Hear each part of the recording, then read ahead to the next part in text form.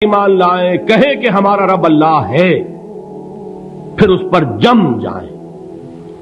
ان پر فرشتوں کا نزول ہوتا ہے، نہ کوئی غم کرو نہ خوف، خوشیاں مناؤ جنت کی جس کا تم سے وعدہ کیا گیا تھا۔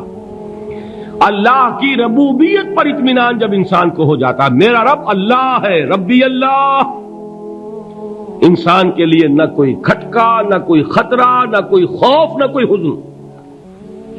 جو کچھ ہو رہا ہے کس کے اذن سے ہو رہا ہے؟ اللہ کے اذن سے۔ اللہ کے اذن کے بغیر پتا تک نہیں ہلتا۔ یہ کوئی اندھا بہرا مادہ نہیں ہے جس سے مجھے کوئی خوف ہو۔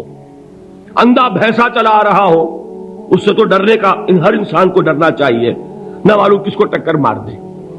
لیکن نہیں، اس کائنات کو چلانے والا ایک سمیع و بصیر خدا ہے، وہ جو میرا دوست ہے، میرا ولی ہے۔ اللہ ولی الذین آمنوا یخرجہم من الظلمات الی النور۔ اللہ اہل ایمان کا ولی ہے، ساتھی ہے، پشت پناہ ہے، مددگار ہے، حمایتی ہے۔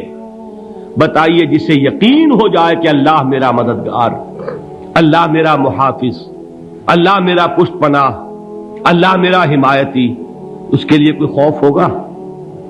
اس سے کوئی ڈر ہوگا؟ میں مثال دیا کرتا ہوں ایک بہت سادہ، پنجاب کے دیہات کی۔ تو بڑا چودھری ہے اور کوئی غریب کسان ہے۔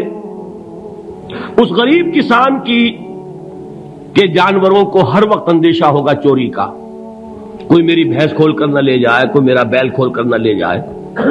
لیکن جس کے بارے میں یہ سب کو معلوم ہو کہ وہ جو بڑا چودھری ہے وہ اس کا دوست ہے، اس کی بچیا کو کوئی خوف ہوگا؟ اس کی بھینس پر کوئی ہاتھ ڈالے گا؟ اسے کوئی اندیشہ ہوگا؟ نہیں۔ کیوں؟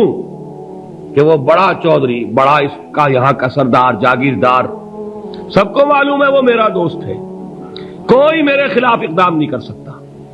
اس دنیا میں یہ چھوٹی سی بات اگر آپ کے دلی اطمینان اور سکون کا باعث بن سکتی ہے تو ذرا تصور کیجئے۔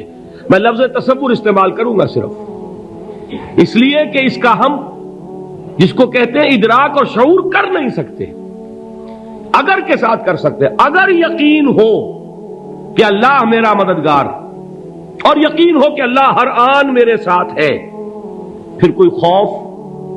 کس کا خوف؟ کوئی شے اللہ سے بالا تر ہے؟ کوئی قوت اس سے زیادہ طاقتور ہے؟ کوئی اس کے ارادے کو بدلنے والا ہے؟ کوئی اس کی مشیت کے آڑے آنے والا ہے؟ یہی بات ہے جو حضور نے فرمائی۔ یہ ایمان کا حاصل ہے لب لباب، کہ دیکھو اچھی طرح اس بات کو ذہن نشین کر لو، اگر تمام انسان مل کر تمہیں کوئی نقصان پہنچانا چاہے نہیں پہنچا سکتے، مگر جو کچھ اللہ نے لکھ دیا ہو، اور تمام انسان مل کر تمہیں کوئی نفع پہنچانا چاہیں نہیں پہنچا سکتے، مگر وہ شے جو اللہ نے طے کر دی ہو۔ آپ پھر میں کہوں گا ذرا طاری کیجئے، اسے فرض کیجئے، اسے سوچئے۔ اگر اس حدیث پر ہمارا دل ٹھکا